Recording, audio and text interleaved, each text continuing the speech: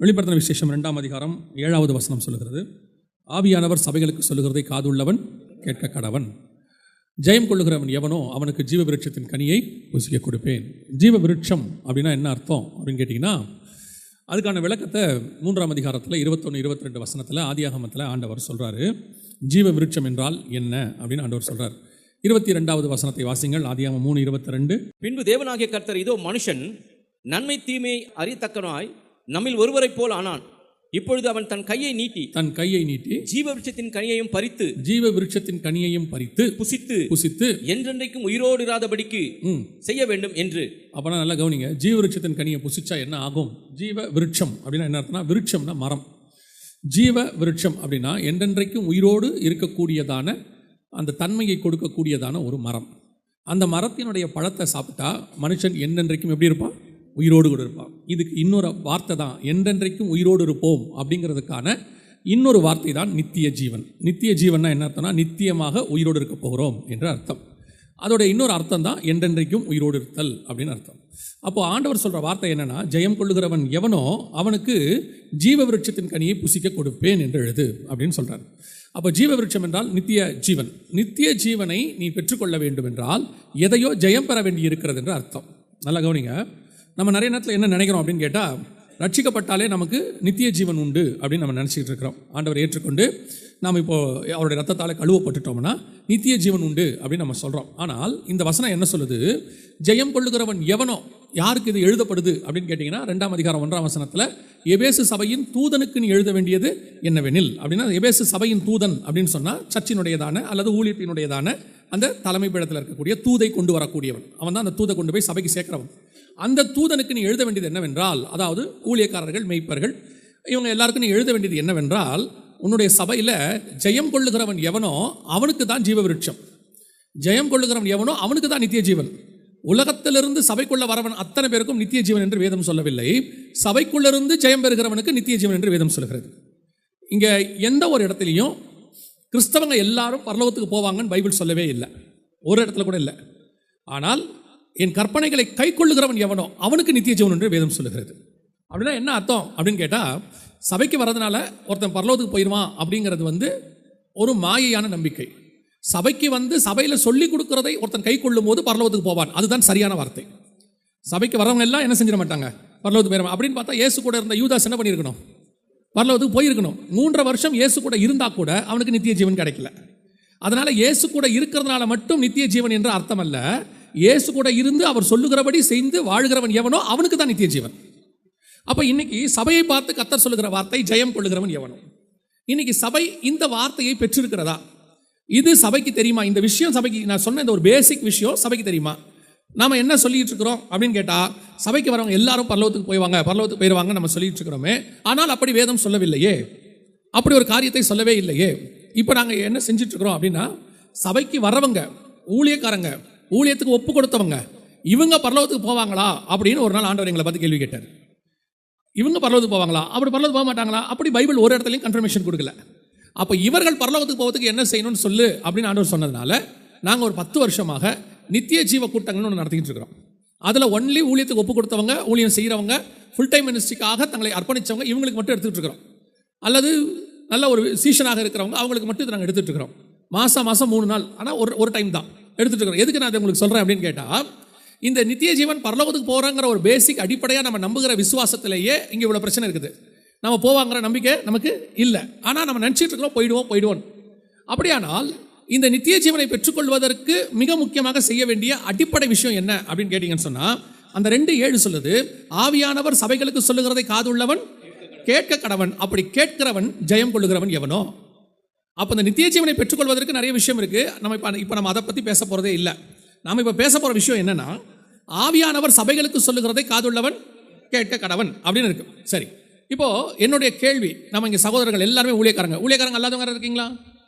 நான் ஊழியம் பண்ணலை அப்படின்றவங்க யாராவது இருக்கிறீங்களா? பார்ட் டைம் பண்ணால் கூட சரி, ஊழியம் பண்ணுறவங்க தான் எல்லாரும் இல்லையா?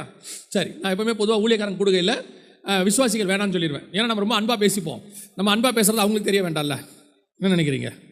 நீ அன்பாக பேச போறியான்னு கேட்குறீங்களா? நான் எப்போவுமே அன்பாக தான் பேசுவேன். எனக்கு கோவமாக பேசவே வராது. நான் பில்லி பாஸ்டோட இருக்கிறதுனால அவர் சொல்லிக் கொடுத்த அந்த அன்பு நமக்குள்ளே இருக்குது. சரி, கவனிங்க. இப்போ நான் ஒரு கேள்வி கேட்குறேன், நீங்கள் பதில் சொல்லுங்கள். உங்கள் சபையில் ஆவியானவர் தான் பேசுகிறாரா? இந்த வசனம் சொல்லுது, சபையை பார்த்து ஆண்டவர் சொல்ற வார்த்தை, ஆவியானவர் சபைகளுக்கு சொல்லுகிறதை காதுள்ளவன் கேட்க கடவன் அப்படின்னு இருக்குது. ஏன் சபையில் ஆவியானவர் தான் பேசுறாரு அப்படிங்கிறவங்க எத்தனை பேர் இருக்கிறீங்க?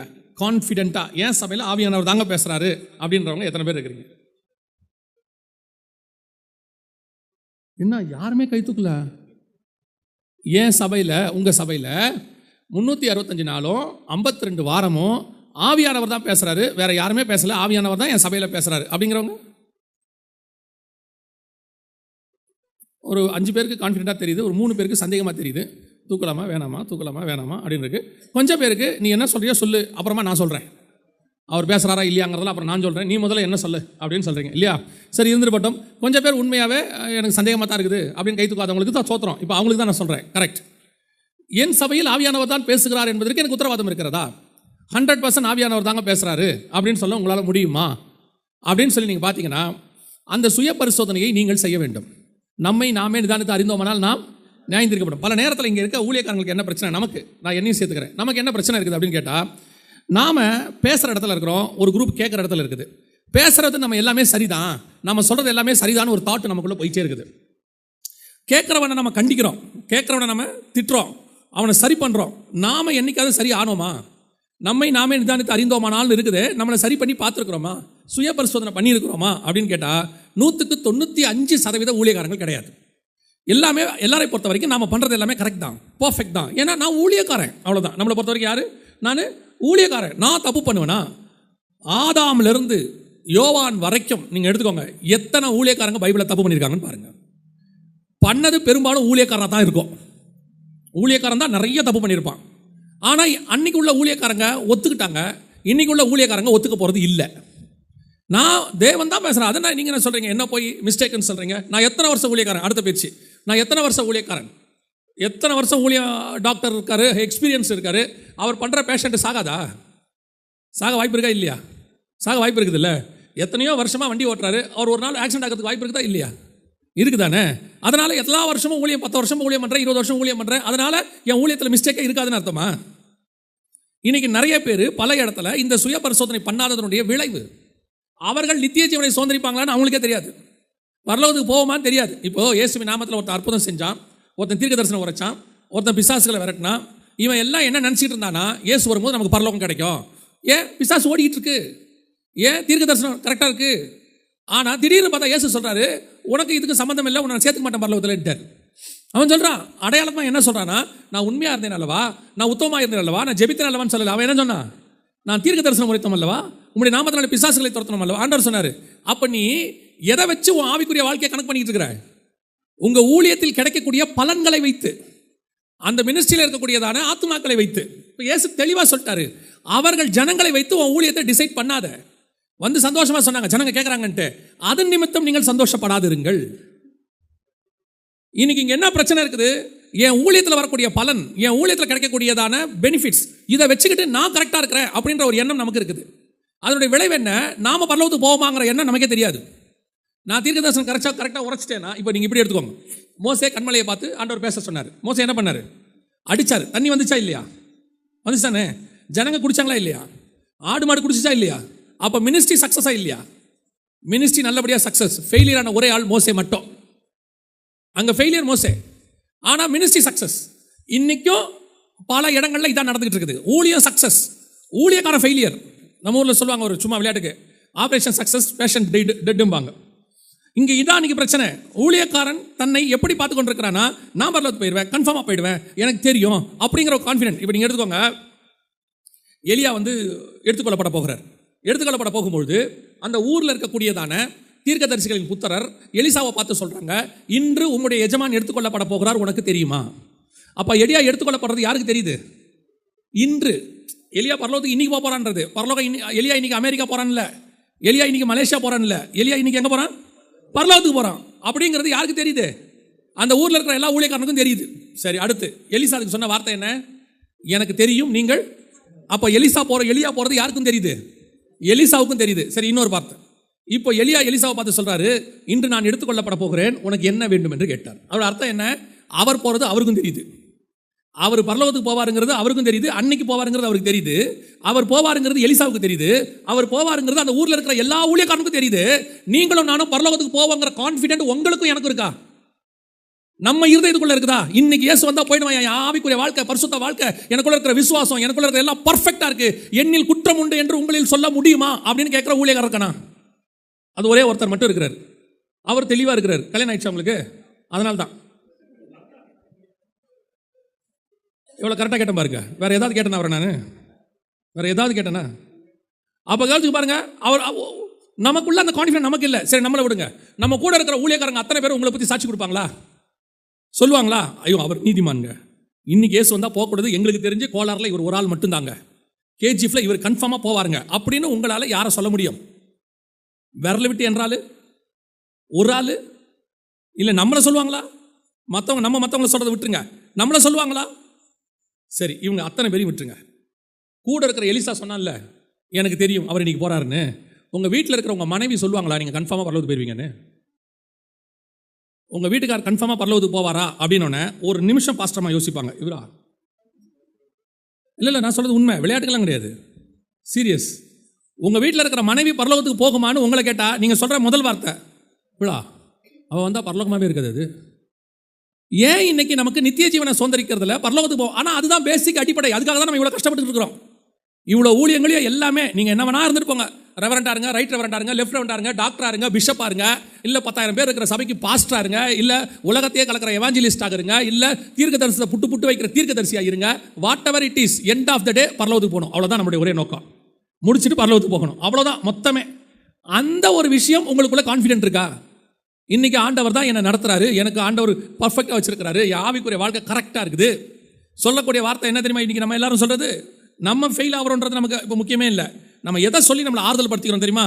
அந்த ஊழியக்காருக்கு நான் பரவாயில்ல, அந்த சர்ச்சுக்கு ஏன் சர்ச்சு பரவாயில்ல, அந்த ஊழியத்துக்கு ஏன் ஊழியம் பரவாயில்ல. இப்போ நம்ம என்ன சொல்லிட்டு இருக்கிறோன்னா, நான் 35 பாஸ் ஆவணும் தெரியாது, ஆனால் அவர் 30 கன்ஃபார்மாக ஃபெயில் ஆயிடுவார்.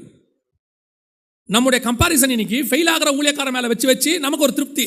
அந்த சர்ச்சுக்கு நம்ம சர்ச்சு எவ்வளவோ பரவாயில்ல, அந்த சர்ச்சுக்கு நம்ம சர்ச்சில் எவ்வளோ நல்லா சபை போயிட்டு இருக்குது, அப்படி தான் கம்பேர் பண்ணிட்டு இருக்கிறோமே ஒழிய நான் போவேனா, எனக்குள்ள அந்த நிச்சயம் இருக்குதா அப்படின்னு சொன்னால் இன்னைக்கு பெரும்பான்மையான ஊழியக்காரர்களுக்கு கிடையாது. அவர்களுக்குள்ளேயே தெரியும், நீங்கள் யாரும் சொல்ல வேண்டாம்.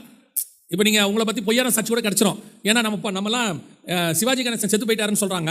அவர் பல ரூபத்தில் இன்னைக்கு இருக்கிறார் ஊழியக்காரங்குள்ள. மிகச்சிறந்த நடிகர்கள்லாம் இருக்கிறாங்க. மேலே ஏறி மேடையில் நடிக்கிற மாதிரி இவங்கள நடிகர்களை நீங்கள் உலகத்திலே பார்த்துருக்க முடியாது. அவ்வளோ பெரிய ஊழியக்காரர் ஒருத்தர், நான் பேர் சொல்ல விரும்பல, அன்றைக்கி டிவியில் சொல்கிறார், இத்தனை நாள் நான் தப்பு பண்ணிட்டேன், என்னுடைய மினிஸ்ட்ரி தப்பாக தான் போயிட்டு இருந்துச்சு, நான் ஒத்துக்கிறேங்கிறார். அப்போ அத்தனை நாள் அவர் என்ன பண்ணியிருக்கிறாரு? நடிச்சிருக்கிறாரு. மிகப்பெரிய புத்தகத்தை எழுதின ஒரு மிகப்பெரிய ஊழியக்காரர். அவர் எழுதுறாரு, புத்தகங்கள் எழுதின காலத்தில் அவரை மாதிரி புத்தகம் வித்த ஆளே கிடையாது. அவர் எழுதுறாரு, ஒரு நாள் என்னுடைய புத்தகத்தில் நான் பரிசுத்தத்தை பற்றி அதிகமாக எழுதும் போது நான் பாவம் செய்து கொண்டிருந்தேன்றாரு. பரிசுத்தத்தை பற்றி அதிகமாக எழுதும் போது நான் பாவம் செய்து கொண்டிருந்தேன். அப்படின்னா என்ன அர்த்தம்? நடிச்சிருக்கிறாங்க. இன்னைக்கு நம்மள எத்தனை பேர் மிகச்சிறந்த நடிகர்கள், எத்தனை பேர் கிறிஸ்துவை சந்திப்பதுக்கு முன்னாடி நிற்கிறதுக்கு நம்ம ரெடியாக இருக்கிறோம். அவர் பாருங்க, ஆரோனை கூப்பிடும் போது ஆண்டவர் சொல்வார், அவனை இன்று சுத்திகரிப்பு பண்ணி நாளைக்கு வர சொல்லும்பார். யோசுவா கிட்ட சொல்லுவார், இன்று சுத்திகரிப்பு செய்துங்க, நாளைக்கு நம்ம பெரிய காரியத்தை பார்க்க போகிறோம் பாரு. அத்தனை பேரையும் சொல்வார், சுத்திகரிப்பு செய், வர சொல்லுன்னு. மோசையை ஒரே ஒரு தடவை தான் சொல்வார், அதுக்கப்புறம் லைஃப்பில் சொல்ல மாட்டார். சுத்திகரிச்சுட்டு மேலே வான அவர் சொல்லவே மாட்டார். ஃபஸ்ட்டு டைம் மட்டும்தான் சொல்லுவார், அதுக்கப்புறம் அவர் என்ன செய்ய மாட்டார், சொல்லவே மாட்டார். காரணம் என்னன்னா, அதுக்கப்புறம் அவன் எப்பவும் சுத்திகரித்து ரெடியாகவே இருந்தான், அவர் எப்போ கூப்பிட்டாலும் மேலே போகிறதுக்கு. அவனுக்கு தனியாக சுத்திகரிப்புக்குன்னு ஒரு டைம் தேவையே படலை. He is always ready. எப்போ கர்த்தர் கூப்பிடுவார் எனக்கு தெரியாது, ரெடி பண்ணி வச்சுக்கிட்டே இருப்பான். அவங்ககிட்ட இருக்கிற அந்த குவாலிட்டி தான் இன்னைக்கு ஊழியக்காரங்கிட்ட வேணும். ஊழியக்காரங்க இன்னைக்கு எப்படி நம்ம ஆயிடும் தெரியுமா? அசல்ட்டு, ஒரு அசதி. ஒரு ஊழியத்தில் நான் ஒரு 20 வருஷம் 30 வருஷம் ஆச்சுன்றவன தலைக்குள்ள ஒரு பெருமை, மமதை. என்ன மமதை? எனக்கே வா, நான் எத்தனை வருஷம் ஊழியம் பண்ணுறேன், எனக்கு தெரியாதுதா. ஒரு மண்ணாங்கட்டியும் தெரியாது, ஒரு மண்ணாங்கட்டியும் தெரியாது. மொத்தமே ஒரு 10 கதையை வச்சுக்கிட்டு ஓட்டுறது. நான் சொல்கிறது கோளாறில் இல்லை, வெளியே நீங்கள் தங்கம். நான் பேசுகிறது உங்களை பற்றியே இல்லை, நீங்கள் எதுவும் தப்பாக எடுத்துக்க போறீங்க, நம்மளை தான் சொல்கிறாருன்னு. நீங்கள் எல்லாம் ஜெம்மு. நான் பேசுறதெல்லாம் பெங்களூர், கர்நாடகா அந்த பக்கம், மங்களூர், கோவா, அரேபியன் சி, அதுக்கு நடுவில் இருக்கிற தீவில் இருக்கிறவங்களை பற்றி நான் பேசிகிட்டு இருக்கிறேன். சும்மா ஒரு 10 கதையை தெரிஞ்சுக்கிறது, ஒரு 20 வசனத்தை தெரிஞ்சு வச்சுக்கிட்டு ஏசாயா கிட்ட ஒரு 10-20 வாக்குத்தத்தத்தை வாங்கி வச்சுக்கிறது. நீங்கள்லாம் பரலோகத்துக்கு போனீங்கன்னா முதல்ல போய் பார்க்க வேண்டிய ஆள் ஏசாயா தான். அவர்கிட்ட போய் கை கொடுத்துருங்க ஃபஸ்ட்டு என்ட்ரு ஆகும் போது. ஐயா நீ மட்டும் இல்லாட்டி ஜனவரி மாதம் 1ஆம் தேதி நாங்கள் தவிச்சு போயிருப்போம், ஏதோ உன்னால தான் வாக்குத்தத்தத்தில் நாங்கள் பொழைச்சோம். ஏசாயா வாக்குத்தத்தம் இல்லாட்டி நம்ம கதையை முடிஞ்சிருச்சு. அப்போ நம்மளுடைய சுய பரிசோதனை, நான் பரலோகத்துக்கு போவேங்கிற எண்ணம் இருக்கா? அந்த நிச்சயம் இருக்கா? இன்னொரு பெரிய விஷயம் என்னன்னா, நான் தப்பில் இருக்கிறேன்றதே தெரியாமல் நிறைய ஊழியக்காரங்க இருக்காங்க. இப்போ அவங்களுக்குலாம் ஒரு பெரிய கான்ஃபிடென்ட், நான் பரலோகத்துக்கு போயிடுவேன். ஏன் பரலோகத்துக்கு போயிடுவேன்? நான் ஊழியம் பண்ணுறவன் பரலோகத்துக்கு போக மாட்டான். உண்மையும் உத்தமுள்ள ஊழியக்காரன் தான் பரலோகத்துக்கு போவான். ஊழியம் பண்றவன் பரலோகத்துக்கு போவான் பைபிள் ஒரு இடத்துல கூட சொல்லல. உண்மையும் உத்தமம் உள்ள ஊழியக்காரனே தான் பரலோகத்துக்கு போவான். அப்போ இங்கே எனக்கு தேவைப்படுது உண்மையும் உத்தமம் எனக்கு இருக்குதா?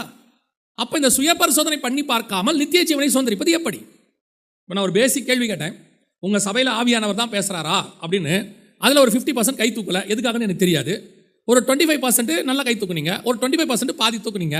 இப்போ ஒரு பேசிக்காக ஒரு சபையில் ஞாயிற்றுக்கிழமையில் ஆராதனை நடத்துறதுங்கிறதா நமக்கு இருக்கிற பிரதானமான வேலை இன்னைக்கு. அதானே இருக்கிறதுல பிரதான வேலை அதானே. அதுக்கப்புறம் இந்த பாஸ்டர்ஸ் மீட்டிங்கு, அப்புறம் கூடுகை, இதெல்லாம் அதில் வரக்கூடிய இன்ஃப்ராஸ்ட்ரக்சர்.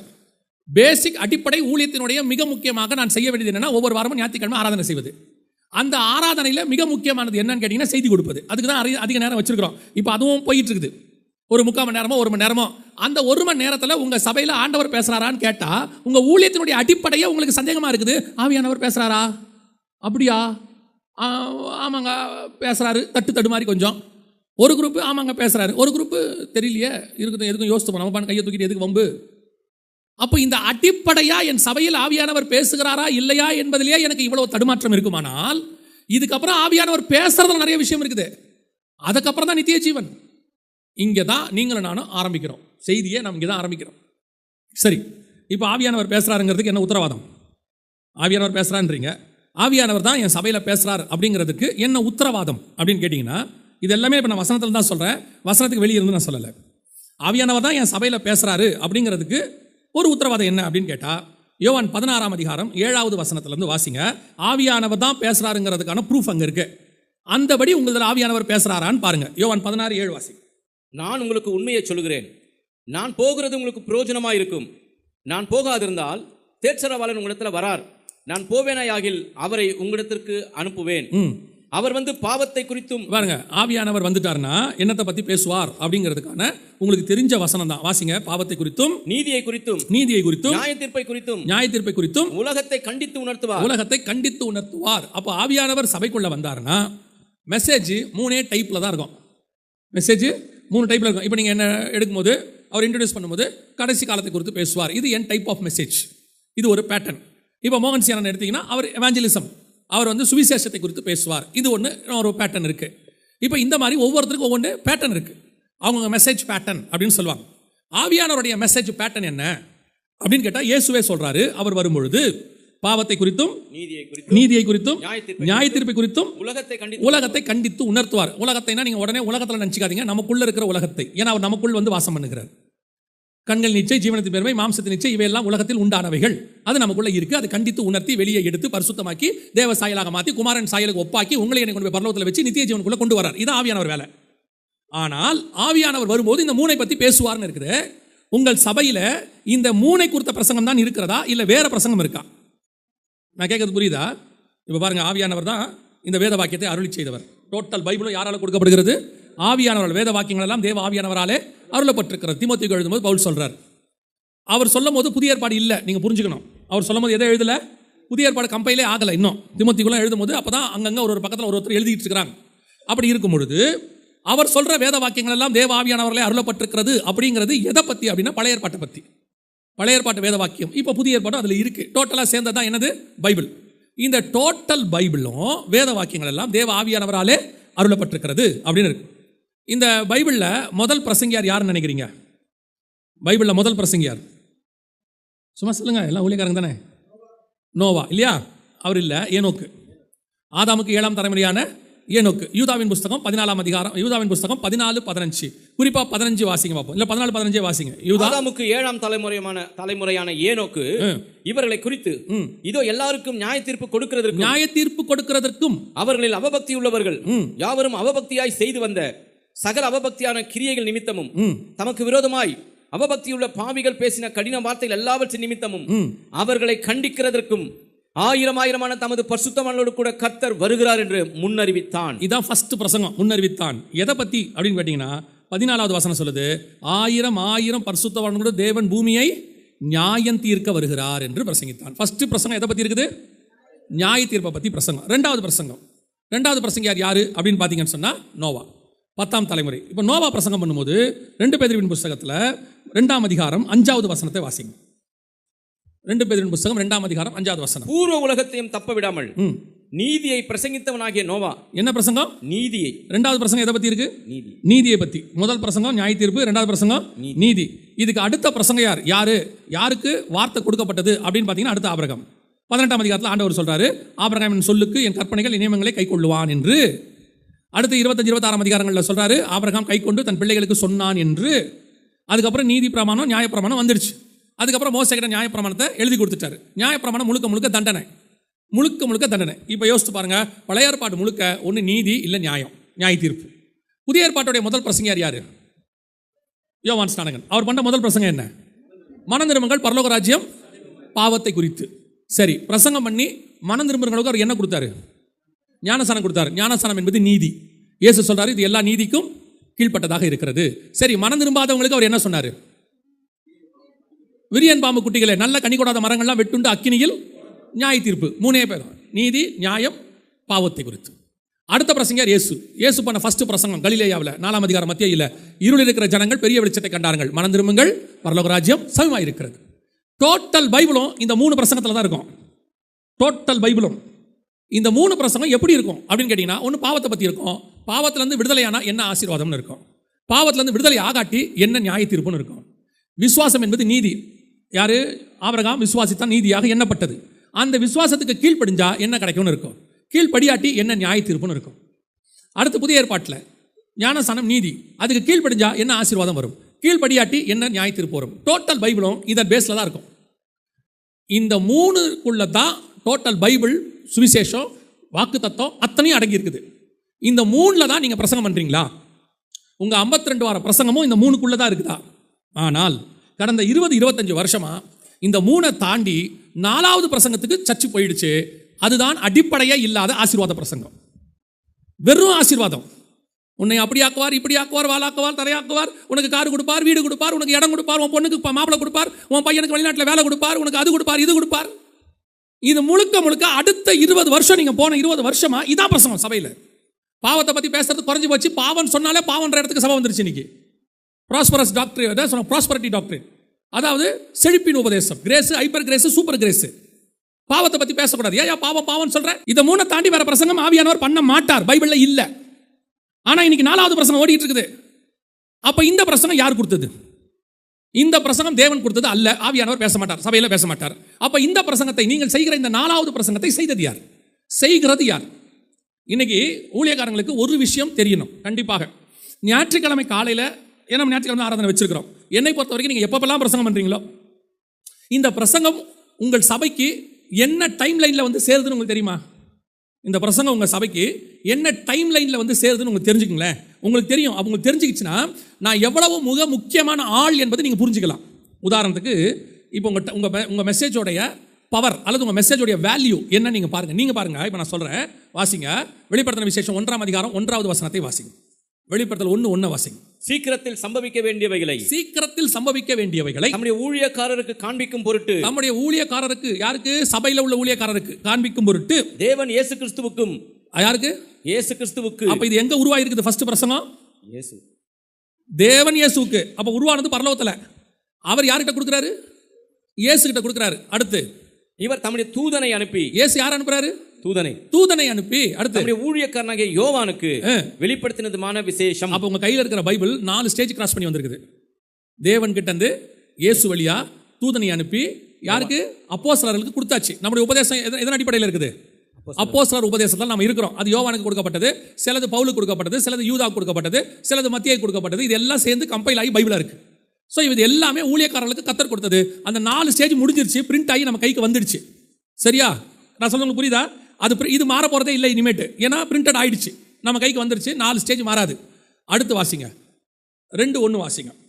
வெளிப்படுத்தல் 2:1. எபேசு சபையின் தூதனுக்கு நீ எழுத வேண்டியது என்னவெனில், இப்போ யோவானை பார்த்து கர்த்தர் என்ன சொல்றாரு? எபேசு சபையின் தூதனுக்கு நீ எழுத வேண்டியது என்னவெனில். அப்போ யோவான் கிட்ட இருந்து யாருக்கு வருது? சபையின் தூதனுக்கு வருது. சபையின் தூதனுக்கு வருது. இது 5வது ஸ்டேஜ், 5th ஸ்டேஜ். இப்போ சபையின் தூதனுக்கு அடுத்து சொல்ற வார்த்தை 7வது வசனம் 2:7. ஆவியானவர் சபைகளுக்கு சொல்லுகிறதை காதுள்ளவன் கேட்க கடவன். அப்ப சபையின் தூதன் வழியா யார் பேசுறது?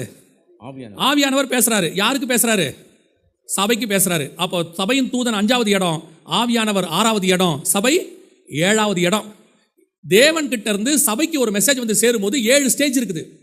பிதாவாகிய தேவன் இயேசுவுக்கு கொடுத்து, இயேசு தூதனை அனுப்பி, தூதன் யோவானுக்கு கொடுத்து, யோவான் சபையின் தூதனுக்கு நம்ம கையில் கொடுத்துட்டாச்சு.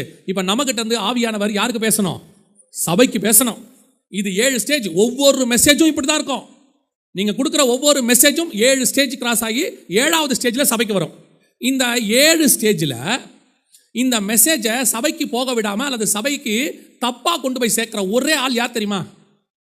இந்த 7ல் 4 ஸ்டேஜ் முடிஞ்சிருச்சு. தேவன் கொடுத்துட்டாரு, இயேசு வாங்கிட்டாரு, தூதனை அனுப்பிட்டாரு, அப்போஸ்தலருக்கு நமக்கு எழுதி கொடுத்துட்டாங்க. நம்ம அப்போஸ்தல உபதேசம் தான் கட்டப்பட்டிருக்கிறோம். வசனம் அப்படி தான் சொல்லுது, அப்போஸ்தலர் உபதேசத்திலும் அந்யோன்யத்திலும் அற்பம் பிடுதலிலும் நாம் தரித்திருப்போம். ஸோ உபதேசம் வந்து சேர்ந்துருச்சு. ஸோ 4 ஸ்டேஜ் முடிஞ்சிருச்சு. இப்போ இங்கிருந்து 5வது நம்ம தான் ஊழியக்காரன். அது எவாஞ்சலிஸ்ட் செய்தி பேசுகிறாரோ உங்கள் சர்ச்சில், இல்லை பாஸ்டர் பேசுகிறாரோ, இல்லை தீர்க்கதரிசியை கூப்பிடுறீங்களோ, யாரை கூப்பிட்டீங்களோ, புல்பீட்டில் இருந்து மைக்கில் பேசுகிற ஆள். இந்த ஆள் 5வது ஸ்டேஜ். இந்த ஆளுக்குள்ளேருந்து ஆவியானவர் பேசினா ஆவியானவர் சபைக்கு அதை கொண்டு போய் சேர்த்துருவார். 7வது ஸ்டேஜ் முடிஞ்சிடும்.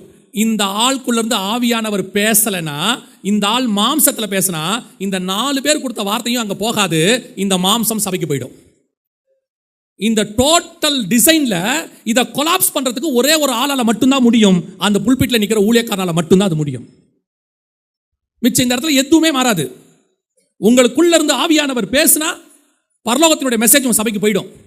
உங்களுக்குள்ள இருந்து ஆவியானவர் பேசாம உங்க மாம்சம் பேசினா பரலோகத்தின் செய்தி போகாம உங்க மாம்சம் சபைக்கு போயிடும். அவ்வளவுதான் விஷயமே. நீங்க பார்த்திருப்பீங்க, ஈஸியான ஒரு விஷயம் தான். வானத்துல இருந்து மழை பெய்யும். அது ஏதோ ஒரு இடத்துல டேம்லயோ எங்கேயோ வந்து பெஞ்சு அங்க இருக்கும். அது அங்கேருந்து ஓடி என்ன செய்யும்? நம்ம ஏரியாவில் இருக்கக்கூடியதான ஏரிக்கு வந்து சேரும். அங்கேருந்து பாருங்க, மோட்டார் கட்டர் போட்டு உங்களுக்கு என்ன செய்வாங்க? அந்தந்த ஒவ்வொரு டிஸ்ட்ரிக்டில் அந்தந்த ஏரியாவில் இருக்கக்கூடியதான இடத்துக்கு ஏற்றுவாங்க. அங்கேருந்து உங்கள் வீட்டு டேங்க்குக்கு வரும். அந்த டேங்க்லேருந்து உங்கள் வீட்டு குழாய் வழியாக வீட்டுக்குள்ளே வரும். இப்போ இதில் மழையை பெய்யுறது, ஏரியில் வர்றது, டேங்க்கில் ஏற்றுற வரைக்கும் பிரச்சனையே இருக்காது. டேங்க்லேருந்து உங்கள் வீட்டுக்குள்ளே வரக்கூடிய குழாய் மட்டும் துரு பிடிச்சிருந்தா மொத்த தண்ணியும் துரு பிடிச்சதாக தான் இருக்கும். உங்களது அந்த குழாய் அழுக்காக இருந்தால் மொத்த தண்ணியும் அழுக்காயிடும். மழையிலிருந்து, அந்த வானத்திலிருந்து பெஞ்ச மழை அழுக்கு ஆகிறதும் ஆகாததும் உங்கள் கையில் தான் இருக்குது. உங்கள் வீட்டு குழா கையில் தான் இருக்குது. அதே மாதிரி தான் பரலோகத்திலிருந்து ஆவியானவர் உங்கள் சபையில் பேசுகிற வார்த்தை ஆவியானவர் தான் பேசுகிறாராங்கிறதுக்கு உங்கள் கையில் தான் இருக்கு. நீங்கள் ஆவியில் நிறைஞ்சு பேசுகிறீங்களாங்கிறதா இங்கே கேள்வி. இப்போ இன்னைக்கு ஆமாங்க நான் ஆவியில் நிறைஞ்சு தான் பேசுகிறேன்னா உங்கள் பிரசங்கம் இந்த 3ல் தான் இருந்திருக்கணும்.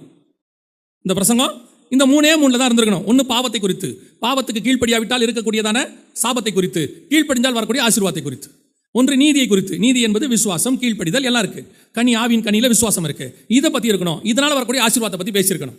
அல்லது நியாய தீர்ப்பு, ஆண்டவர் வரப்போகிறாரு, உலகம் அழிய போகுது, வருகையில் போக போகிறோம், பரலோகத்தில் ஆயத்தம் பண்ணியிருக்கிறாரு, நித்தியமாக வாச போகிறோம், நித்திய ஜீவன் பண்ண போகிறாரு, வெள்ளை சிங்காசன நியாய தீர்ப்பு, இவ்வளோ இருக்கு. இதை பற்றி பேசியிருக்கணும். இது எதுவுமே இல்லாமல் சபையில் வெறும் ஆசீர்வாதம் மட்டும் போய்கொண்டிருக்கிறது என்றால் ஆவியானவர் உங்கள் சபையில் பேசவில்லை, நீங்கள் மாம்சத்தில் பேசிக் கொண்டிருக்கிறீர்கள்.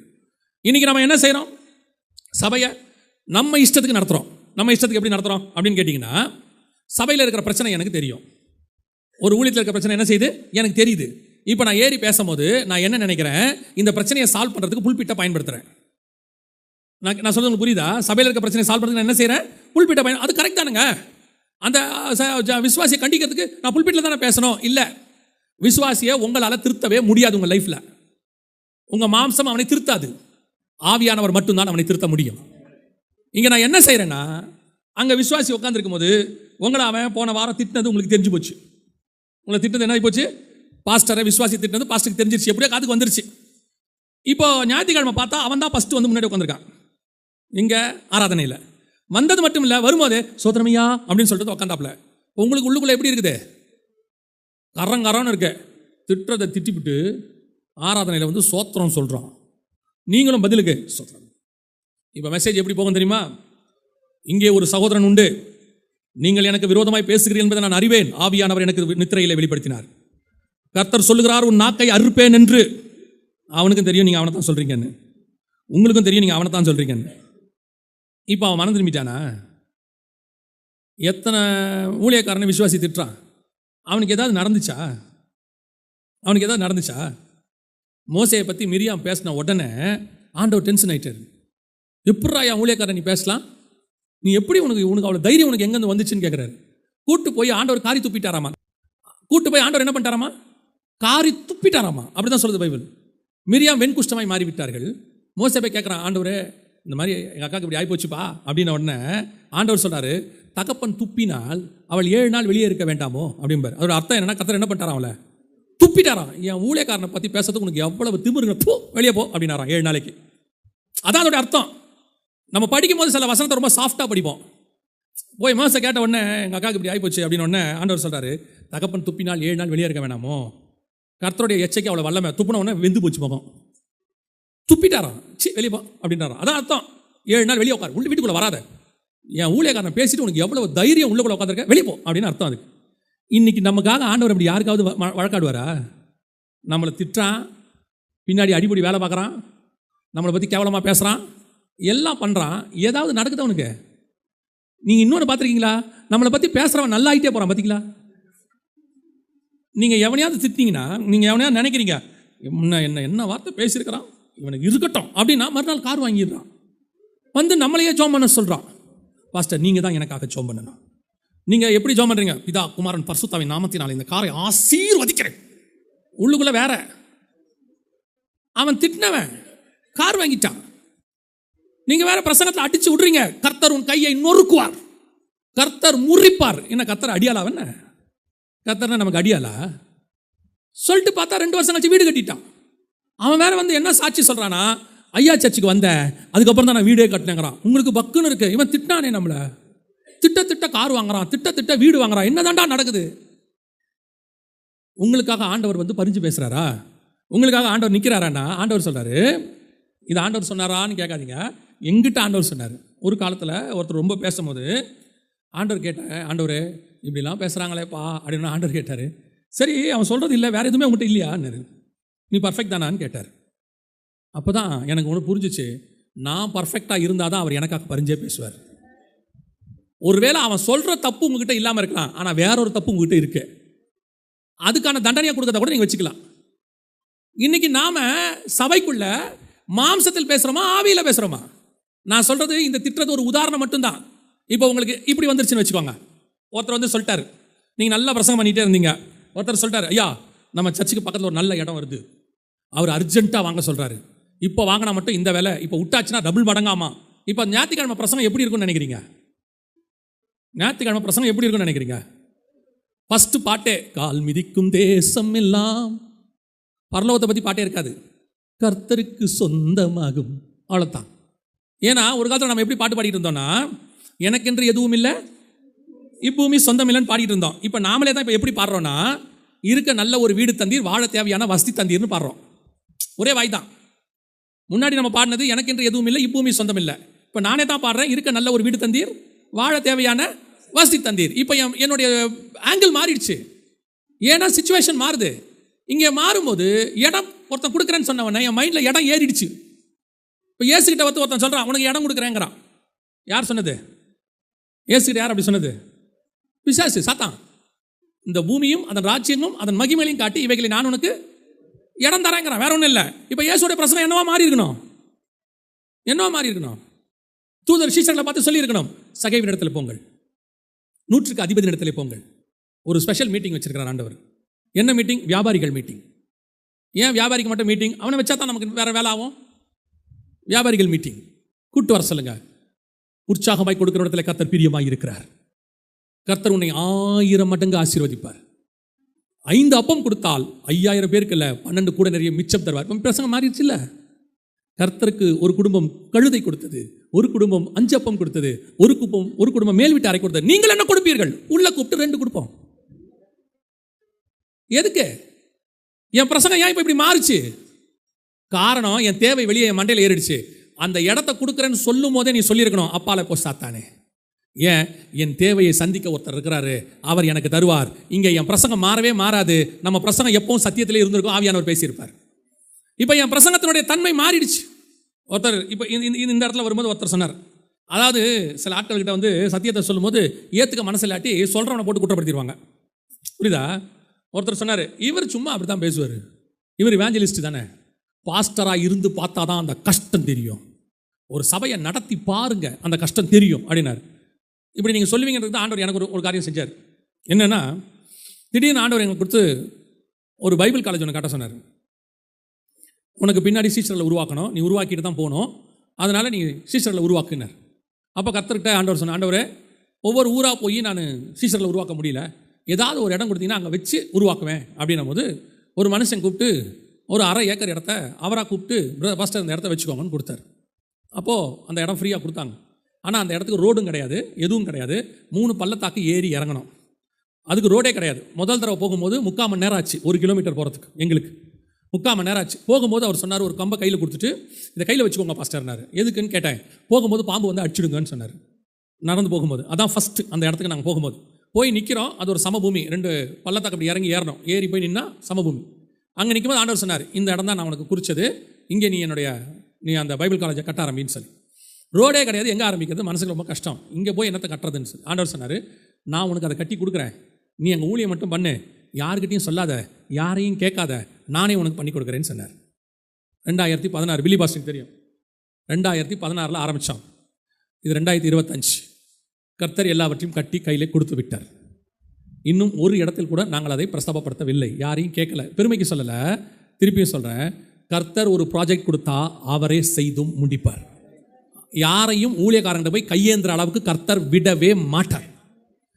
ஊழியக்காரன் ஏந்துகிறவன் அல்ல, ஆசீர்வதிக்கிறவன். ஊழியக்காரன் போய் யார்ட்டையும் கேட்க வேண்டிய அவசியமே கிடையாது. ஊழியக்காரனால தான் ஆசீர்வாதம் வரணுமே ஒழிய ஊழியக்காரன் ஆசீர்வாதத்தை தேடி ஓடக்கூடாது. பைபிளில் எங்கெங்கெல்லாம் ஊழியக்காரன் ஆசீர்வாதத்தை தேடி போனானோ அங்கெங்கெல்லாம் சாபத்தை வாங்கிட்டு தான் ரிட்டர்ன் ஆவான். அது கேஎஸ்சியாக இருக்கட்டும், அல்லது யூதாஸாக இருக்கட்டும், பிழையமாக இருக்கட்டும், யார் வேணா இருக்கட்டும், எப்போ ஆசீர்வாதத்தை தேடி அவங்க போயிட்டு வந்தாங்களோ திருப்பி வரும்போது ஆசீர்வாதமும் வரும், கூட சாபமும் வரும். இன்னைக்கு எந்த ஒரு தேவை எனக்கு வந்த உடனே என் பிரசங்கம் மாறிடுது. என் இருதயத்துக்குள்ள ஒரு தேவை, வீட்டுக்கு தேவை வருது, பிள்ளைகளுக்கு அதை பண்ணணும் இதை பண்ணணும் அப்படின்னு உடனே என்னுடைய பிரசங்கம் மாறிடும். மாம்சம் உள்ள வந்துடுது, கோபம், மூர்க்கம். அதனால தான் சொல்லுது, மாம்ச கிரியைகளை சொல்லிட்டு அடுத்து ஆவியின் கனியை பற்றி பேசுவார் கலாத்தியர்ல. ஏன்னா மாம்ச கிரியை ஒழிஞ்சாதான் ஆவியின் கனி உங்ககிட்ட இருந்து வெளிப்படும். இன்னைக்கு பிரசங்கத்தில் ஆவியின் கனி வெளிப்படுதா, மாம்ச கிரியை வெளிப்படுதா? சபையை உங்கள் மாம்சத்தால் திருத்த முடியாது, உங்கள் பிரசங்கத்தால் திருத்த முடியாது. உங்கள் பிரசங்கமும் என் பிரசங்கமும் அவ்வளவு வல்லமை வாய்ந்தது கிடையாது. ஆவியானவர் பிரசங்கம் பண்ணா மட்டும்தான் சபை மாறும், ஆவியானவர் பண்ணா மட்டும்தான் சபை நிலை நிற்கும். நம்ம என்ன நினைச்சுக்கிறோம், நம்ம பண்ணி மாத்திரலாம், சபைக்கு இந்த மாதிரி உபதேசத்தை கொடுப்போம், இதை செய்வோம் அதை செய்வோம். இப்பவும் சொல்றேன், சபையை நீங்கள் ஆயத்தப்படுத்துவது கர்த்தருக்காக, உங்கள் இஷ்டப்படி செய்யக்கூடாது, கர்த்தர் இஷ்டப்படித்தான் செய்ய வேண்டும். அப்படி நீங்கள் செய்யும் பொழுது உங்கள் சபையில் ஆவியானவர் பேசுகிறதை நீங்கள் உறுதிப்படுத்த முடியும். ஆவியானவர் பேசும்போது எல்லாவற்றையும் சேர்த்து ஆவியானவர் பேசுவார், உன் தேவை உட்பட. அது அவருக்கு தெரியும். சபைக்கு இடமா, ஜனங்க உட்காரத்துக்கு ஒரு மறைவான இடமா, ஒரு தலமா, எல்லாம் கர்த்தர் கொடுப்பார். அவரால் கூடாத காரியம் ஒன்றுமில்லை. அவரே தான் ஆலயம் கட்ட சொன்னார், அவரே தான் இடிக்கவும் சொன்னார். அவருக்கு கட்டவும் தெரியும், இடிக்கவும் தெரியும். இடிஞ்ச ஆலயத்தை திருப்பி கட்டுன்னு அவரே தான் சொன்னார். அவர் அவர் அவர் அவர் நினைச்சார்னா என்ன செய்யணுமோ அதை செய்வார். அவர் கூப்பிட்டு பேழையை கட்டவும் சொல்லுவார், பேழையை விட்டுட்டு வெளியே வான்னு அவரே சொல்லவும் செய்வார். ஆண்டவரால் கூடாத காரியம் ஒன்றும் இல்லை. ஆனால் இன்னைக்கு சபை ஆவியானவரால் நடத்தப்படவில்லை. சபை பெரும்பாலும் மாம்சத்தால் நடத்தப்படுகிறது. என் தேவை, என் பிரச்சனை, என் போராட்டம், என் எதிர்காலம், பிள்ளைகள் எதிர்காலம், இதை பேஸ் பண்ணி தான் ஊழியம் போயிட்டு இருக்குது. அதனால என்னுடைய பிரசங்கம் முழுக்க முழுக்க மாம்சத்தில் மாறின உடனே உங்களுக்குள்ள இருந்து பேசுகிற ஆவியானவர் விலகி நின்ட்டார். இப்போ நீங்கள் நடத்துறீங்க. உங்களுக்கு ஒரு விஷயம் தெரியுமா, நீங்கள் மாம்சத்தில் பேசினா ஒரு காலத்தில் டயர்ட் ஆகிடுவீங்க. டயர்ட் ஆகிடுவோன்னா உங்கள் பிரசங்கம் உங்களுக்கே போர் அடிக்கும். உங்களுக்கே போர் அடிக்குதுன்னா உங்கள் விசுவாசிக்கும் போர் அடிக்கும். இப்போ பாருங்கள், விசுவாசி என்ன சொல்ல தெரியுமா, நீங்கள் என்ன தெரியுமா சொல்வீங்க, ஞாயிற்றுக்கிழமை பேசுகிறோம் ஆனால் விசுவாசிக்கு மண்டையில் ஏறவே மாட்டேங்குது, ஏன் ஏறல? உடனே விசுவாசியை சொல்கிறது, அவன் மண்ணு மாதிரி இருக்கான், அந்த நிலம் நல்ல நிலம் கிடையாது. நான் சொல்கிறேன், இயேசு கிறிஸ்து வரும்போது யூதா என்கிற நிலம், இஸ்ரவேல் என்கிற நிலம் பாழாய் போன நிலமாக இருந்துச்சு. ஆனால் இயேசு பேச ஆரம்பித்த உடனே இன்னும் பேசுங்க இன்னும் பேசுங்கன்னு அவன் கேட்குறான். அவர் பேசி முடிச்சுட்டு அடுத்த மீட்டிங் போகிறாரு. அடுத்த மீட்டிங்க்கு இவன் வந்துட்டான் அவர் வார்த்தையை கேட்கறதுக்கு. அப்படின்னா என்ன அர்த்தம், பேசுகிறவர் ஆவியில பேசினா இருக்கிறவன் மாம்சத்தில் இருந்தாலும் ஆவிக்குள்ளே வந்துருவான். இங்க மாம்சத்தில் நான் பேசிட்டு யாருக்கு என்ன சொல்றேன்? இப்ப பாருங்க, லாசரு மரித்து போய் கிடக்கிறாரு. இப்ப நீங்க லாசர் கிட்ட என்ன விசுவாசம் எதிர்பார்ப்பீங்க? லாசர் கிட்ட என்ன விசுவாசம் எதிர்பார்ப்பீங்க? நான் பிரசங்கம் பண்றேன், லாசரு மண்ணு மாதிரி படுத்து கிடக்கான், வந்து நிற்கிறது இயேசு, கொஞ்சம் கூட லாசருக்கு மரியாதை இல்லை, அப்படி சொல்லுவீங்களா? அடுத்த வார்த்தை அது போனோம். அது என்ன செய்யும்? இப்போ அதை எழுப்புற வேலை நிற்கிற இயேசுருது.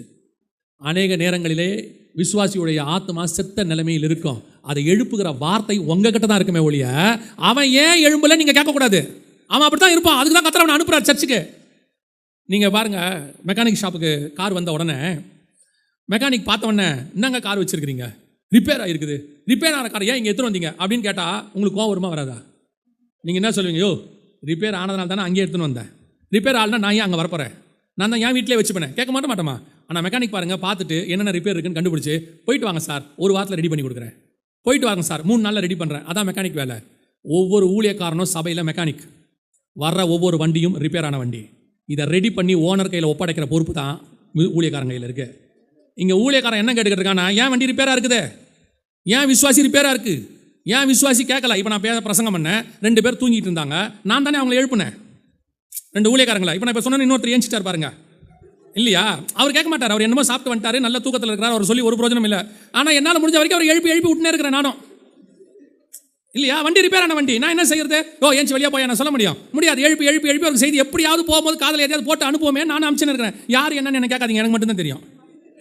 நீங்கள் உடனே யார் என்னன்னு என்ன செய்யாதீங்க, என்ன கேட்காதீங்க. நல்லா சாப்பிட்டு வந்து அப்படி தூங்குறாரு. இப்போ நான் என்ன பண்ண முடியும்? இதெல்லாம் ஊழிக்காரனா உருப்புடுவானா அப்படியே கேட்க முடியும்? அவரை எழுப்பி ஏதோ ஒன்று பண்ணத்தானே செய்கிறோம். அந்த மாதிரி உங்கள் சபையில் விசுவாசி செத்து போய் நிலைமையில் இருந்தால் எழுப்ப வேண்டியது உங்களுக்குள்ள இருக்கிற ஆவியானவர். நீங்கள் மாம்சத்தில் பிரசங்கம் பண்ணி அவனை சாவடிச்சிட்டீங்க. அவன் பிரசங்கத்துக்கு சபைக்கு வந்தது உங்கள் சொந்த கதையை கேட்பதற்கு அல்ல, பரலோகத்திலிருந்து கிடைக்கக்கூடிய தூதை வாங்குவதற்கு அவன் வந்தான். நீங்கள் ஞாயிற்றுக்கிழமை என்ன பேசி அவனை அனுப்புறீங்கன்னா, அடுத்த ஞாயிற்றுக்கிழமை வர்ற வரைக்கும் தேவையான பலனை கொடுத்து அனுப்புறீங்க. ஒரு ஹாஸ்பிட்டலுக்கு போனால் உடனே ட்ரிப்ஸ் ஏற்றுவாங்க. உடனே ஏன் தெரியுமா? பலன் ஏற்றுறதுக்கு. ஏற்றி மருந்து கொடுத்து ரெடி பண்ணி அவர் அனுப்பி சில மாத்திரைகளை கொடுத்து இதை போட்டுக்கோங்க, வியாதி வராது, 15 நாள் கழிச்சு வாங்கம்பாங்க. எதுக்கு சொல்கிறாங்க அப்படின்னா, 15 நாளைக்குள்ளே நீங்கள் ரெடி ஆகிடுவீங்க, ஒரு செக்அப் பண்ணிக்கோங்க. அப்போ சபை என்பது வாரத்துக்கு ஒரு தடவை அவனை செக்அப் பண்ணி அவனை பலப்படுத்தி ட்ரிப்ஸ் ஏற்றி ஸ்ட்ராங் பண்ணி அனுப்புகிற இடம். அவன் ரெடி ஆகி வெளியே போய் அடுத்த ஒரு வாரமும் உலகத்துக்குள்ள எந்த கிருமியும் தாக்காம பலப்பட்டவனா வரணும். ஒருவேளை பலப்பட்டவன் இல்லாமல் கிருமி தாக்கி வந்தாலும் அவனை சரி பண்ணி திருப்பி அனுப்பணும். அதான் சர்ச்சு. இன்னைக்கு சபை என்பது வியாபார ஸ்தலமா மாறிடுச்சு. சபை என்பது என் ஊழியத்திற்கு, என் பிழைப்புக்கு கர்த்தர் கொடுத்த வேலையாய் மாறிடுச்சு. என் குடும்பத்தை நடத்துறதுக்கு, என் பிள்ளைகளை படிக்க வைக்கிறதுக்கான வேலையா மாறிடுச்சு. இப்ப நான் என்ன சொல்லிட்டு இருக்கிறேன்? ஒரு காலத்தில் ஆண்டவருக்காக எல்லாவற்றையும் விட்டு வந்தேன், கர்த்தர் எனக்கு எல்லாவற்றையும் தந்தார். அப்படின்னா பவுலுக்கு எவ்வளவு கொடுத்துருக்கணும்? நேற்று யார் பில்லி பாஸ்டர் சொன்னாரா, ஜார்ஜ் பாஸ்டர் சொன்னாரா தெரியல. அவங்க அன்றைக்கி கேஆர்சி கிட்ட நாகமான் கொண்டு வந்தது பில்லி பாஸ்டர் கொண்டாந்தார். கிட்டத்தட்ட எத்தனையோ 1000 கோடி, இவ்வளோ கோடி, அவ்வளோ கிஃப்ட் கொண்டு வர்றாரு. கொண்டு வரும்போது எலிசா சொன்ன வார்த்தை எல்லாத்தையும் எத்தனை பையா தட்டி விட்டான்னு இருக்கு. தட்டி விட்டான். ஆனால் இப்போ கேஆர்சி போய் வாங்கிட்டு வந்துட்டான். கேஆர்சி என்ன பண்ணிட்டான்? வாங்கிட்டு வந்துட்டான். இப்போ நான் என்ன சொல்கிறேன்? கிறிஸ்துவுக்காக எல்லாவற்றையும் விட்டு ஒரு காலத்தில் ஊழியத்துக்கு வந்தவங்க தான் நம்ம அத்தனை பேரும், எல்லாருமே அதுக்கு தான் வந்தோம். ஆனால் இப்போ நம்ம செஞ்ச வேலை என்னென்னா, நான் அவருக்காக விட்டுட்டு வந்தேன், இப்போ ஆண்டவர் எல்லாத்தையும் எனக்கு திருப்பி தந்துட்டாரு. எங்கேயாவது ஆண்டவர் அப்படி சொன்னார்? ஒருத்தன் நேராக கேட்டான் அவரை பார்த்து, மத்திய 19 எல்லாவற்றையும் விட்டு உம்மை பின்பற்றினோமே, எங்களுக்கு என்ன கிடைக்கும்? அவர் சொன்னார், மறுமையிலே நியாயம் தீர்க்கிறவர்களாக இருப்பீர்கள்னு சொன்னார். இங்கே என்னுடைய மோட்டிவ் மாறிடுச்சு. இப்போ எனக்கு ஊழியத்தினுடைய தேவைகள் என்னவோ அதை கர்த்தர் கொடுக்க தயாராக இருக்கிறார். என் குடும்பத்தின் தேவையை கர்த்தர் கொடுக்க தயாராக இருக்கிறார். என்ன தரித்திரத்தில் இருக்கணும்னு கர்த்தர் விரும்பவே இல்லை. கர்த்தர் ஆனால் என் தேவையெல்லாம் அவர் ஊழியமாய் மட்டும்தான் இருக்க வேண்டும். இப்போ என் தேவை என்னவாயிடுச்சுன்னா, என்னுடைய தேவையாகவே மாறிடுச்சு. எப்படியாவது சாவறதுக்குள்ள பிள்ளைகளுக்கு ஒரு வீடை கட்டிட்டு போயிட்டோம்னா, நான் போனாலும் என் பிள்ளைங்க நிம்மதியாக வீட்டில் இருப்பாங்க. கர்த்தருக்கு ஊழியம் பண்ணதுக்கு கர்த்தர் எனக்கு ஒரு வீடு தந்தார். அப்போ வாடகை வீட்டில் இருந்த பவுல் யாரு? அப்போ அவன் தெரியாமல் வாடகை வீட்டில் இருந்தானா? இப்போ சொல்கிறது உங்களுக்கு புரியுதா? கர்த்தர் உங்களை வீடு கட்ட சொன்னால் கட்டுங்க, நான் வேணான்னு சொல்லலை. நோவாவை பேழை கட்ட சொன்னார், மேலே நீ இருந்துக்கோன்னாரு. அப்போ சொல்லும் போது அதுக்கு ஒரு ரீசன் இருந்துச்சு. ஒரு அழிவு வரப்போது, அதுக்கு ஒரு ரீசன் இருக்குது. அலங்கம் கட்ட சொன்னால் அலங்கம் கட்டிடுங்க, அதுக்கு ஒரு காரணம் இருந்துச்சு. நானே இஸ்ரவேலுக்கு பாதுகாப்புனவர், ஏன் அலங்கம் கட்ட சொல்கிறாரு? அவர் கட்ட சொன்னார்னா அதுக்கு ஒரு ரீசன் இருக்கும். கட்டுங்க, ஆலயம் கட்ட சொன்னால் கட்டுங்க. உங்களை அதை சொல்லலை. சிலருடைய விஷனே அதுதான். பிள்ளைகளுக்கு நீங்கள் எதை வச்சுட்டு போறீங்க? உங்கள் மேலே இருக்கிற பயத்தை அப்படியே உங்கள் பிள்ளைங்க மேலே வச்சுட்டு போறீங்க. உங்களை பார்க்கும்போது உங்கள் பிள்ளை பயப்படுறாங்க, அப்பா இவ்வளோ கஷ்டப்படுறாரு, அப்பா பட்ட பாடு எனக்கு வேணாம் அப்படின்னு உங்கள் பிள்ளைங்கிட்ட நம்ம காட்டுற சீனே வேறையா இருக்குது. அதனுடைய விளைவு என் பிரசங்கம் முழுக்க மாறிடுச்சு. என் பிரசங்கம் தப்பாக போயிடுச்சு. என் பிரசங்கத்தில் ஆவியானவருக்கு இடமே இல்லை. இப்போ எப்படி என் விசுவாசி பரலோகத்துக்கு வரும்? நீங்கள் விசுவாசியை ஆவியில் பேசினா தானே அவன் பரலோகத்துக்கு ஆயத்தாமா, நித்திய ஜீவனுக்குள்ள வருவான்.